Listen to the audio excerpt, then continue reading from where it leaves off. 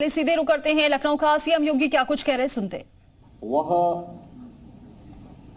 जलवायु परिवर्तन, climate change एक बहुत बड़ा ज्वलंत मुद्दा दुनिया के सामने आ खड़ा हुआ है। अनियंत्रित, अवैज्ञानिक और अनियोजित विकास आज संपूर्ण मानवता के सामने एक नया संकट खड़ा कर चुका है। आप देख रहे होंगे असमय बारिश होना, अतिवृष्टि होना, ओलावृष्टि होना, एक ही समय में एक ही क्षेत्र में अलग अलग पार्ट में एक जगह सूखा पड़ा है, एक जगह बाढ़ आई है, कहीं पर अतिवृष्टि हो जा रही है और कहीं पर लोग एक बूंद जल के लिए तरस जाते हैं। दोनों नुकसानदायी है, अति सर्वथा प्रचेत। और ये चीज आज हम सब जलवायु परिवर्तन के दुष्परिणामों के भुक्तभोगी हैं। आज 688 ये नवनियुक्त वन रक्षक और वन्य जीव रक्षक अगर ईमानदारी के साथ अपना कार्य करेंगे तो जलवायु परिवर्तन के दुष्प्रभाव को कम करने में एक बड़ी भूमिका का निर्वहन कर सकते हैं। और इस दृष्टि से आज आपको यहां पर नियुक्ति पत्र वितरण के इस कार्यक्रम के साथ जोड़ा गया है। आप सब जानते हैं कि नियुक्ति की प्रक्रिया संपन्न होने के बाद, यानी विभाग जब अधीनस्थ सेवा चयन आयोग या विभागीय परीक्षा के बाद या जो भी बोर्ड और कमीशन के द्वारा परीक्षा होती है उसके बाद भी जब फाइनल नियुक्ति पत्र मिलने में लगभग 1 वर्ष लग जाता था, लेकिन बिना किसी उसके लिए लेट किए बगैर आपको 6 महीने से 1 वर्ष पहले यह नियुक्ति पत्र प्राप्त हो रहा है। एक विश्वास के साथ, एक नई प्रतिबद्धता के साथ कि अगर सरकार ने आपको 6 महीने या 1 वर्ष पहले यह नियुक्ति पत्र प्रदान किया है, भर्ती की प्रक्रिया से लेकर के नियुक्ति पत्र वितरण की पूरी प्रक्रिया में कहीं भी आपको सिफारिश कराने की आवश्यकता नहीं पड़ी, कहीं भी कोई लेन देन की नौबत नहीं आई, किसी भी स्तर पर आपको नहीं लगा होगा कि कुछ लोग प्रभावित करके परीक्षा में अनुचित साधन का प्रयोग करते हुए इस परीक्षा को प्रभावित कर सकते हैं। तो सरकार भी आपसे इसी अपेक्षा के साथ कार्य करने की उम्मीद करती है। यही अपेक्षा है। लगातार पिछले 7 वर्ष के अंदर, 7-7.5 वर्ष के अंदर सरकार ने कुछ कार्यक्रम आगे बढ़ाए। जैसे आपको बताया गया कि आज हमारे सामने जलवायु परिवर्तन के सामने जो सबसे बड़ी चैलेंज है वो घटते हुए जंगलों का है, वनाच्छादन का है। हमारे सामने जो चैलेंज है वह जलवायु परिवर्तन के लिए अनियंत्रित और अवैज्ञानिक अनियोजित विकास भी है। प्लास्टिक का बेतरतीब उपयोग भी है। ऐसे वस्तुओं का उपयोग जो पर्यावरण के लिए घातक हो सकता है, इन पर तमाम लगाम लगाने और रोकने के बावजूद फिर भी किसी न किसी स्तर पर इसका दुरुपयोग होता है। हम पहाड़ी क्षेत्रों में कभी जाने का अवसर प्राप्त होता है, देखते हैं वहां पर किसी भी सीजन में जाइए, जंगलों के बीच से धुआं उठता हुआ दिखाई देता है। जंगल जल रहे होते हैं। जंगल जलेंगे, पर्यावरण को भारी नुकसान होगा, भूस्खलन होगा, असमय तमाम जलवायु परिवर्तन के दुष्परिणामों का सामना न केवल वन्य जीवों को करना पड़ेगा बल्कि मानव भी उससे वंचित नहीं रह सकता। और यही कारण है कि वन के दायरे कम होने के कारण मानव वन्य जीवों के संघर्ष की नौबत भी आती है। और इसलिए आज से 7.5 वर्ष पहले हम लोगों ने इस कार्यक्रम का शुभारंभ किया था कि हमें वन आच्छादन बढ़ाना है। 2028-29 तक हमारा लक्ष्य है कि उत्तर प्रदेश जैसे राज्य में वन आच्छादन हम 15% तक कर सकें। इसके लिए प्रतिवर्ष हम रिकॉर्ड मात्रा में वृक्षारोपण के बड़े कार्यक्रम को आगे बढ़ाते हैं। बड़े पैमाने पर 210 करोड़ वृक्षारोपण का कार्यक्रम अब तक हम लोगों ने पूरा किया। अब याद करिए, हम वृक्षारोपण तो करते हैं, इनको बचाने की जिम्मेदारी, जन सहभागिता के साथ इस कार्यक्रम को आगे बढ़ाने का कार्यक्रम। और मुझे प्रसन्नता है कि पिछले 7-7.5 वर्ष में इसके अच्छे परिणाम आए हैं। तमाम अंतर्राष्ट्रीय संस्थाओं ने उत्तर प्रदेश के इस कार्य की प्रशंसा की, किसानों को इसके साथ जोड़ने के लिए प्रोत्साहित भी किया। लेकिन एक बड़ा दायित्व जो 647 वन रक्षक आज तैनात हो रहे हैं, नियुक्त हो रहे हैं, इनके ऊपर उनकी ट्रेनिंग के बाद यह दायित्व आने वाला है। दूसरा है पॉल्यूशन कंट्रोल बोर्ड में।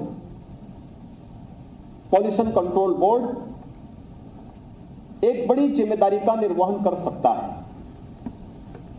और वह भी ईमानदारी के साथ, पॉजिटिवली, जन सहभागिता के साथ जुड़ते हुए कैसे हम अपने दायित्वों का निर्वहन कर सकें।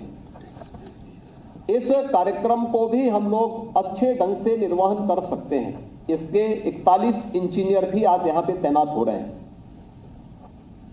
पॉल्यूशन कंट्रोल बोर्ड, आज आप देख रहे होंगे ज्यादातर नदियां जो हमारे जल की बेहतरीन स्रोत थी, इन नदियों का अस्तित्व खतरे में पड़ा हुआ दिखाई देता है।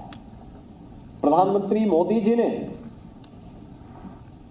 नमामि गंगे परियोजना के माध्यम से देश की सबसे पवित्रतम नदी गंगा नदी को उन्होंने अविरल और निर्मल बनाने के लिए नमामि गंगे कार्यक्रम का शुभारंभ किया था। उसके परिणाम सामने आए, लेकिन जन सहभागिता के माध्यम से इस कार्यक्रम को आगे बढ़ाना और जिम्मेदार जो संयंत्र हैं, फैक्ट्रियां हैं, कारखाने हैं या फिर म्युनिसिपल कॉर्पोरेशन है, संगठित संस्थाएं हैं, इनको नदियों को प्रदूषण से मुक्त करने के लिए किए जाने वाले प्रयासों को अपनाने के लिए तैयार करना। ये सभी कार्यक्रम अगर एक साथ निरंतर रूप से आगे बढ़ते हुए दिखाई दें तो स्वाभाविक रूप से हम लोग प्रकृति को ही बचा पाएंगे और पर्यावरण को भी बचा पाएंगे। इसके साथ ही 647 जो वन रक्षक हैं, इनके साथ वन्य जीव रक्षक भी तैनात किए जा रहे हैं। एक बड़ा दायित्व होगा ये, क्योंकि जब एक और न केवल उत्तर प्रदेश में बल्कि देश के तमाम राज्यों में चीजें हमें इस सीजन में हर वर्ष देखने सुनने को मिलता है कि वन्य जीव हिंसक हो रहे हैं, वन्य जीव और मानव में आपस में संघर्ष के कारण जनहानि हो रही है। स्वाभाविक रूप से हम सब के लिए तात्कालिक रूप से चिंता का विषय बनता है, क्योंकि एक भी व्यक्ति की जनहानि एक परिवार की जनहानि होती है, समाज की जनहानि होती है। और यह जो हानि है, इसके कारण बहुत सारे परिवार अनाथ हो जाते हैं। इसका कारण क्या है? स्वाभाविक रूप से कहीं ना कहीं जब किसी वन्य जीव के कमांड एरिया में जल भराव होगा, अतिक्रमण होगा, तो वह उससे दूसरे क्षेत्र की तरफ पलायन करेगा और आसानी से मानव बस्तियां इसकी चपेट में आती हुई दिखाई देती है। हमें इसके लिए स्वयं प्रशिक्षित होना है और फिर स्थानीय नागरिकों को गाइड के रूप में उन्हें प्रशिक्षित करना है। भाई अगर किसी गन्ने के खेत में या किसी जगह, क्योंकि तराई के क्षेत्र में जिन जिन जनपदों में ये शिकायतें मिली हैं, ये वे क्षेत्र हैं जहां पर जंगल और खेती एक दूसरे से सटी हुई दिखाई देती है। और जब भी ये स्थिति होगी, जंगल के अंदर पानी भरा, जंगली जानवर अपने बच्चों से या फिर अपने बच्चों की रक्षा के लिए स्वयं भी जंगल से प्लान करके खेतों की तरफ आते हैं। गन्ने के खेत में बैठे हुए हैं, अगर वहां कोई व्यक्ति अपने खेत में बिना किसी सावधानी के साथ अचानक गया और उस जंगली जानवर को, चाहे वो तेंदुआ हो, लकड़बग्गा हो या टाइगर हो, उसको ये पता लगेगा कि उसके बच्चे वहां पर हैं, कोई व्यक्ति वहां, अपरिचित व्यक्ति वहां पहुंच रहा है, तो हिंसक उस समय देखने को मिलता है, हिंसक होता है, हमला करता है। अगर हम सावधानी पहले से तैयार करें कि भाई यहां पे तेंदुआ है, बाघ है या लकड़बग्गा है या भेड़िया है, यह यहां पे नुकसान कर सकता है, इसको पहले हम यहां से बाहर की तरफ कर लें। इलेक्ट्रिक और सोलर फेंसिंग उन बॉर्डर वाले सीमावर्ती क्षेत्रों में हम कर लें जो खेत और जंगल को पूरी तरह अलग अलग करते हो, विभाजित करते हो। तो इलेक्ट्रिक जो हल्के शॉक लगेंगे उसके कारण जंगली जानवर स्वयं ही इधर नहीं आएगा, उससे दूरी बनाएगा। और वो दूरी बनाएगा स्वाभाविक रूप से खेत में कार्य करने वाले खेतिहर किसान हो, श्रमिक हो या उनके अन्य रक्षक, वे सभी सुरक्षित रहेंगे। लेकिन इसके लिए हमें स्वयं भी पहले जागरूक होना पड़ेगा, प्रशिक्षित होना पड़ेगा, फिर स्थानीय नागरिकों को गाइड के रूप में हम उसके लिए तैयार करें। वन विभाग को हम लोगों ने इसके लिए धनराशि भी दी है और मैं फिर कहूंगा कि प्राथमिकता के आधार पर उन क्षेत्रों में हम फेंसिंग, इलेक्ट्रिक और सोलर फेंसिंग करें जो जंगली जानवरों को नुकसान तो न पहुंचाएं, लेकिन उनके मन में एक भय जरूर आए। इलेक्ट्रिक शॉक हल्का सा लगेगा और पीछे भागेंगे, फिर इधर आने का साहस नहीं कर पाएंगे।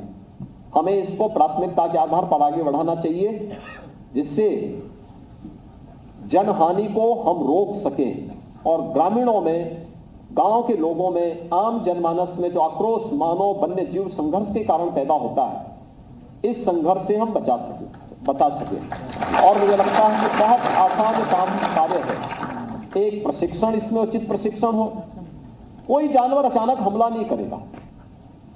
हिंसक से हिंसक जानवर होगा, वह अचानक किसी मनुष्य पे हमला नहीं करता, लेकिन हां अपनी रक्षा के लिए जब उसके सामने कोई उपाय नहीं होता तो हिंसक होता है। और हिंसक तभी वह होता है जब एक दूसरे की सीमाओं का अतिक्रमण करते हुए दिखाई देता है। क्योंकि उसका कमांड एरिया में टाइगर आ गया तो स्वाभाविक रूप से तेंदुआ नीचे आएगा। टाइगर अगर भेड़िया के कमांड एरिया में आ गए तो भेड़िया वहां से नीचे आएगा और नीचे आएगा, मानव बस्ती के नजदीक आएगा। और फिर जब मनुष्यों से उसकी मुठभेड़ होती है और एक बार वह नरभक्षी होता है तो फिर उसके मुंह में आसान सा शिकार बनाने की एक इच्छा बलवती दिखाई देती है। और हमें इसके लिए स्थानीय स्तर पर लोगों को व्यापक पैमाने पर प्रशिक्षण देना पड़ेगा, प्रशिक्षित करना पड़ेगा, इसकी तैयारी करनी पड़ेगी। याद रखना, जीवन चक्र मनुष्य के साथ साथ जीव और जंतुओं के साथ भी मिलकर के बना हुआ है। इसके बगैर इस प्रकृति के और पर्यावरण की रक्षा संभव नहीं हो सकती। हर व्यक्ति एक दूसरे पर, हर जीव एक दूसरे पर आश्रित है और इस जीवन चक्र को मानते हुए इसको संरक्षित करने के लिए किए जाने वाले प्रयासों की दिशा में हमें आगे बढ़ना पड़ेगा। और मुझे बताते हुए प्रसन्नता है कि मानव वन्य जीव संघर्ष को उत्तर प्रदेश पहला राज्य है जिसने आपदा की श्रेणी में घोषित करते हुए जनहानि होने पर 5 लाख रुपए की व्यवस्था देने की व्यवस्था की है। मानव वन्य जीव संघर्ष से जनहानि होने पर या घायल होने पर हम धनराशि देते हैं, साथ साथ अगर सर्पदंश से भी किसी व्यक्ति की मौत होती है तब भी उसके लिए भी धनराशि, उसे भी आपदा की श्रेणी में लेकर उसे भी धनराशि उपलब्ध कराया जाता है। 5 लाख रुपए की सहायता तत्काल उस परिवार को उपलब्ध करवा दिया जाता है। एंटी स्नेक वेनम हर डिस्ट्रिक्ट हॉस्पिटल,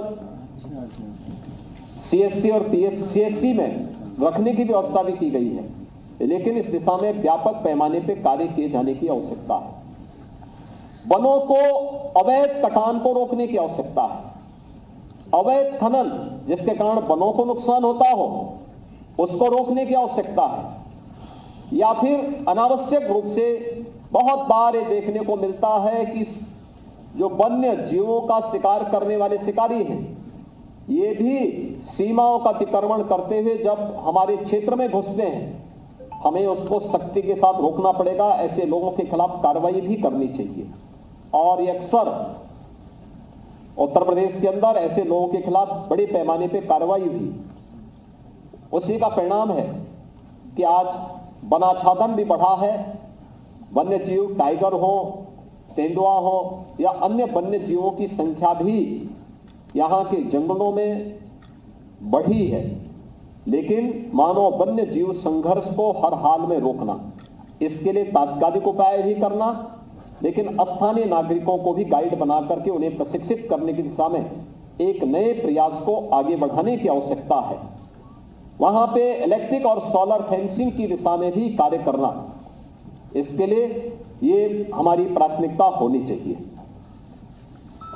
एक साथ मिलकर के अगर आप कार्य करेंगे, वन रक्षक के रूप में, वन्य जीव रक्षक के रूप में, पॉल्यूशन कंट्रोल बोर्ड के अभियंता के रूप में, तो जो इकोसिस्टम हमारा तैयार होगा वह लोगों के लिए एक मॉडल बन सकता है। और इस दिशा में सामूहिक प्रयास को आगे बढ़ाने की आवश्यकता है। अगर हम पेड़ भी लगा रहे हैं, अगर जन सहभागिता के साथ उसको लगाएंगे तो आप लगाने में योगदान देंगे, लेकिन रक्षा करने में वहां के स्थानीय नागरिक, स्थानीय ग्रामीण या शहरवासी उसमें योगदान देंगे। वे उसको बनाने का, उसको सुरक्षा करने में, उसके संरक्षण में अपना योगदान देंगे। जब हम केवल विभागीय स्तर पर ही इन सब कार्यक्रमों को चलाते हैं तो अक्सर क्या होता है, हम पेड़ लगाते हैं, कोई आके उसको उखाड़ देता है, कोई इसको तोड़ देता है, क्योंकि उसको पता ही नहीं। लोगों को बताने की आवश्यकता है। ये पेड़ जो लग रहे हैं, जो वन लग रहे हैं, जो वृक्षारोपण के कार्यक्रम हो रहे हैं, यह केवल एक कार्यक्रम नहीं है, ये जीवन रक्षा का एक बेहतरीन उपाय है जो हमें एनसीआर के क्षेत्र में नवंबर से लेकर के फरवरी तक हमेशा सुप्रीम कोर्ट की फटकार सुननी पड़ती है। स्मॉग के कारण दिल्ली के अंदर दम घोटू वातावरण हो जाता है। और उस समय का वातावरण कैसा होता है, श्वास के रोगी घर के बाहर नहीं निकलते, लगातार टेलीविजन में बुलेटिन चलती है, लगातार इस पे न्यायालय गंभीरता से सब मुद्दों को लेती है। तमाम एनजीटी और अन्य जो न्यायिक संस्थाएं, संगठन संस्थाएं, उनके द्वारा भी अलग अलग ऑर्डर पास किए जाते हैं। सबकी चिंता एक ही है, क्योंकि वहां पे बड़े पैमाने पे पर्यावरण की क्षति पहुंची है, वनाच्छादन कम हुआ है, नदियां प्रदूषित हुई हैं। सस्ता सा सरल सा रास्ता अपना दिया है कि धान की कटाई होती है, उसमें पराली पे आग लगा दो। आज इसके लिए बायो कंप्रेस्ड यूनिट लग रही है, यानी किसान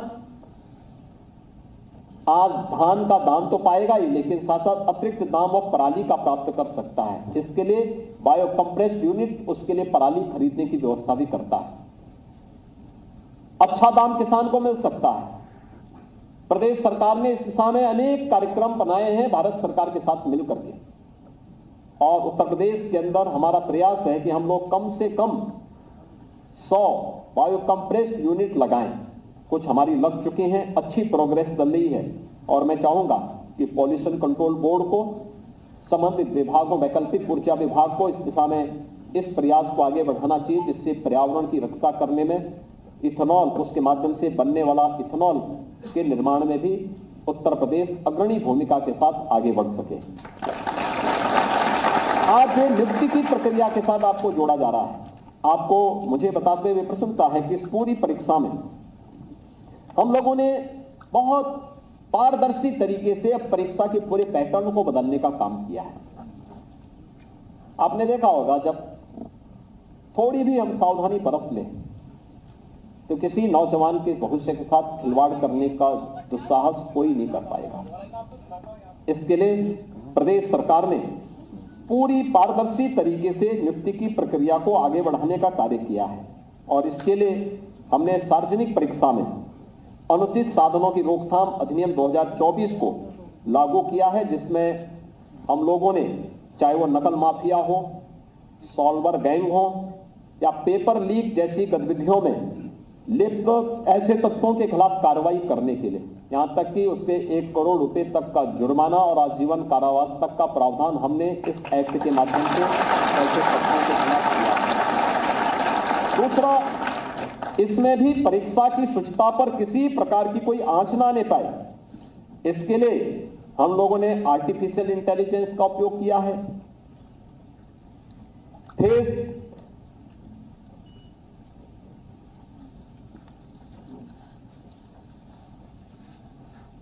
रिकॉग्निशन का जो हमारा बायोमेट्रिक सिस्टम है, इसका बेहतरीन उपयोग किया है और हर एक सेंटर पर, परीक्षा के जितने भी सेंटर हैं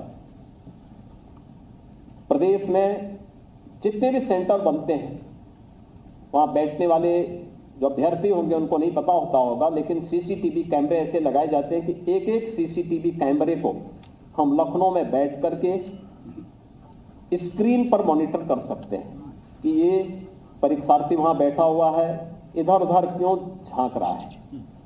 यहीं से मैसेज चला जाता है और फिर वहीं पे कार्रवाई होती है। उसको नहीं पता होता है कि ये कोई कार्रवाई हो रही है या कोई वहां पे अभ्यर्थी के साथ साथ कोई परीक्षक किसी कदाचार में लिप्त पाया जा रहा है, तो यहीं से ही उसके खिलाफ एक्शन की कार्रवाई शुरू हो जाती है।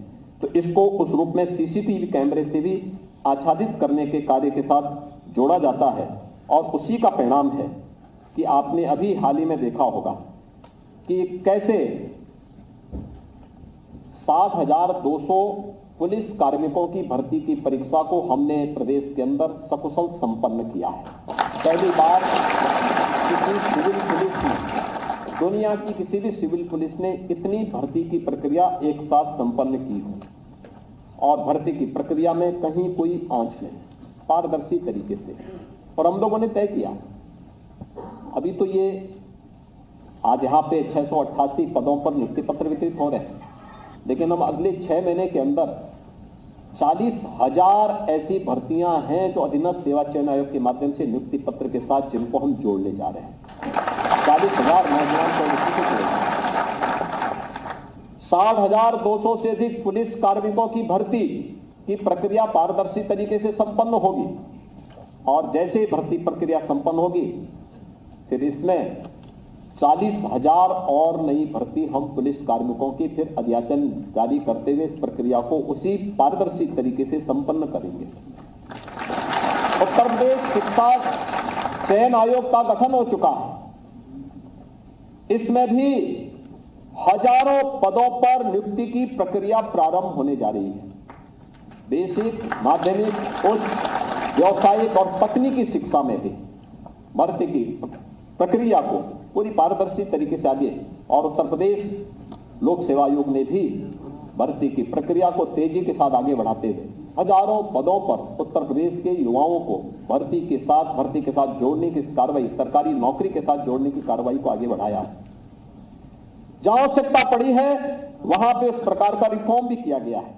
जैसे आज 647 ये वन रक्षक और वन्य जीव रक्षकों की तैनाती हुई, इनको इनकी लिखित परीक्षा भी हुई, लेकिन साथ साथ 4 घंटे में 25 किलोमीटर की दौड़ भी इनकी हो, यह प्रक्रिया भी इसके साथ जोड़ी गई है। और मुझे लगता है कि ये प्रक्रिया एक चुनौतीपूर्ण प्रक्रिया है।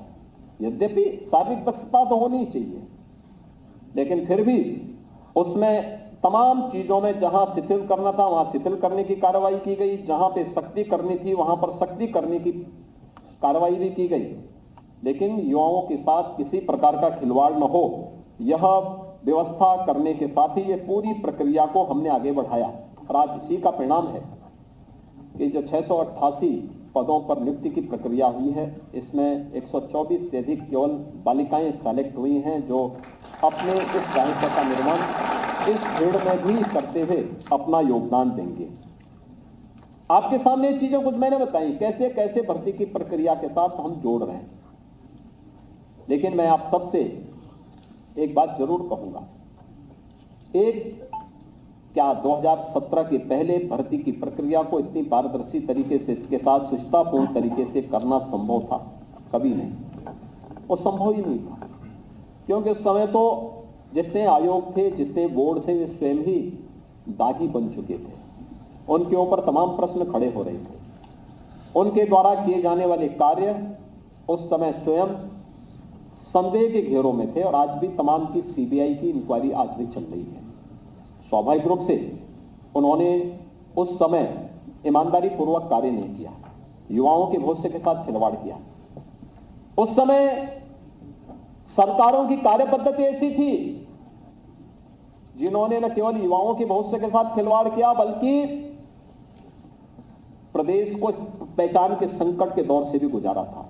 यही प्रदेश है 2017 के पहले युवा, उत्तर प्रदेश का युवा जब उत्तर प्रदेश के बाहर जाता था, पहचान के संकट के दौर से गुजरता था। लोग बोलते थे, अगर कहीं पूछ लिया किसी ने कहां से आए हैं और अगर उसने उत्तर प्रदेश बता दिया तो ये मान के चलिए कि उसको होटल तो बात की, यानी होटल की बात तो दो, वहां तो लोग व्यक्ति पेड करके जाता है, तब भी होटल में भी रूम नहीं मिलता था और धर्मशाला में तो खैर रखने का कोई प्रश्न ही नहीं होता था। लोग भगा देते थे, कहते नहीं भैया हमारे यहाँ जगह नहीं है, किराए पे कमरे नहीं मिल पाते थे। कौन लोग थे जिन्होंने पहचान का संकट खड़ा किया था? ये पहचान का संकट वही लोग खड़े करने वाले हैं जो लोग पेपर लीक करने वाले गैंग के सरगनाओं को अपने शागिर्द बनाते थे। लोगों की सूची अलग जाती थी और फिर उन्हीं लोगों का सिलेक्शन होता था, बाकी लोग देखते रह जाते थे। युवा आत्महत्या करने के लिए मजबूर होता था। इस प्रक्रिया को पूरी सख्ती के साथ रोका गया। जो भी इस प्रकार की बेईमानी में लिप्त थे उनके खिलाफ कार्रवाई की गई। स्वाभाविक रूप से जिन लोगों ने कभी अच्छा किया ही नहीं, तो जब अच्छा होगा तो उनको बुरा तो लगेगा ही, क्योंकि वे एक्सपोज हो रहे हैं और इसलिए दुष्प्रचार का भी सहारा लेते हैं। दुष्प्रचार का भी सहारा लेते हैं। तमाम दुष्प्रचार करेंगे, तमाम प्रकार के अनलगन प्रलाप करेंगे। उनसे ही पूछा जाना चाहिए जब उनकी सरकारें थी तब क्या कर रहे थे, क्यों नहीं भर्ती की प्रक्रिया पारदर्शी तरीके से संपन्न हो पा रही थी और क्यों बार बार न्यायपालिका को इन भर्ती की प्रक्रियाओं को रोकना पड़ा था। याद करिए, हम लोग आए तो 1,55,000 से अधिक तो केवल पुलिस के कार्मिकों के पद खाली पड़े थे, जिनको हमने एक समय सीमा के अंदर पूरा भर दिया। वे सभी पुलिस कार्मिक आज के दिन पे फील्ड में अपनी सेवाएं प्रदान कर रहे हैं। 1,64,000 शिक्षकों की भर्ती बेसिक, माध्यमिक और उच्च शिक्षा में हम लोगों ने संपन्न की। क्यों नहीं भर्तियां 17 के पहले संपन्न हो गई? अधीनस्थ सेवा चयन आयोग, माध्यमिक शिक्षा या उच्चतर शिक्षा चयन आयोग से जुड़े हुए, या उत्तर प्रदेश लोक सेवा आयोग या अन्य भर्ती बोर्ड से जुड़े हुए चयन की प्रक्रिया में जो 6.5 लाख नौजवानों को प्रदेश के अंदर नौकरी मिली, ये 2017 के पहले क्यों नहीं मिल पाई? कारण था 2017 के पहले न सरकार की भर्ती की कोई नीति थी, न नियत अच्छी थी, भ्रष्टाचार और अनावश्यक रूप से घूसखोरी उनकी पहचान बन चुकी थी। आज उससे प्रदेश को मुक्त किया गया है। सख्ती से ऐसे तत्वों के खिलाफ लगाम कसी गई है। तो स्वाभाविक रूप से जब गिरोह का कोई व्यक्ति परेशान होगा तो गिरोह के सरगना को तो परेशान होना स्वाभाविक है, और वो परेशान होंगे तो कुछ न कुछ तो बोलेंगे। भाई आप, हमने देखा बड़े बड़े डकैत और अपराधी जब पकड़े जाते हैं वो कभी नहीं कहता साहब मैं इसमें दोषी हूं। वो अभी अंतिम दम तक, जब तक उसको प्रमाण नहीं दिखा दिया जाता है, कि देखो भाई तुमने ये कृत्य किया हो। कहता साहब मैंने नहीं किया है। फिर उसको फुटेज दिखाए जाते हैं, अरे देखो ये सब क्या है। कहता हाँ साहब तो गलती हो गई। तो यही कहते हैं, ये वही लोग हैं जो गलती करते हैं स्वीकार नहीं करेंगे, लेकिन इनको इनके फुटेज दिखाने पड़ते हैं, बताने पड़ते हैं, और फिर इनको एहसास कराना पड़ता है तुमने गलती की है। और इसीलिए प्रदेश की जनता बार बार तुम्हें ठुकरा रही है, बार बार ठोकर मार रही है। और इसीलिए मैं आज आप सबसे कहूंगा कि जिस ईमानदारी और शिष्टापूर्ण तरीके से आपको नियुक्ति की प्रक्रिया के साथ जोड़ा जा रहा है, यह नियुक्ति एक नए उत्तर प्रदेश की आधारशिला रखने की प्रक्रिया है। यह नए भारत का नया उत्तर प्रदेश जो 2017 के पहले भारत के विकास का बैरियर था, आज बैरियर नहीं बल्कि भारत के विकास का, प्रधानमंत्री मोदी जी के विजन का एक ग्रोथ इंजन बनकर के भारत के विकास में अपना योगदान देगा। और $1 ट्रिलियन की इकोनॉमी बनाने के लिए हर विभाग की सामूहिक जिम्मेदारी है। विकास भी कराना है लेकिन नियोजित हो, वैज्ञानिक हो, पॉल्यूशन फ्री हो। हम ऐसा विकास कराएंगे जहां पर विकास का लाभ भी लोक कल्याण के लिए मिले, योजनाओं का लाभ भी लोगों को मिले, लेकिन हम पर्यावरण के संरक्षण के उत्तरदायित्व को भी अपने ऊपर लेकर के तेजी के साथ आगे बढ़ा लें। और ये संभव है। हम सब मिलकर के इस दिशा में सामूहिक प्रयास करेंगे तो इसके परिणाम आएंगे। आज के इस अवसर पर इस भर्ती की प्रक्रिया को समयबद्ध तरीके से आगे बढ़ाने के लिए अधीनस्थ सेवा चयन आयोग को जैसे धन्यवाद देता हूं। मैं इस अवसर पर धन्यवाद देता हूं वन विभाग को, जिन्होंने एक समय सीमा के अंदर सारी प्रक्रियाओं को पूरा करते हुए 688 वन रक्षक, वन्य जीव रक्षक और पॉल्यूशन कंट्रोल बोर्ड के 41 इंजीनियर्स को आज नियुक्ति पत्र के साथ जोड़ा गया है। और अंत में मैं आप सभी को, जो अभ्यर्थी हैं जिन्हें नियुक्ति पत्र प्रदान किया जा रहा है, उन सभी को, आपके अभिभावकों को, माता पिता को और जो भी आपके मित्र और शुभचिंतक हैं, उन सबको भी मैं हृदय से बधाई देता हूं। आपका जीवन मंगलमय हो और प्रदेश के विकास के निरंतर प्राप्त हो, इस विश्वास के साथ मैं अपनी शुभकामनाएं देता हूं। धन्यवाद। जय हिंद। बहुत बहुत साधुवाद माननीय मुख्यमंत्री जी। वृक्ष कबहु नहीं फल बकै, नदी न संचय नीर पर।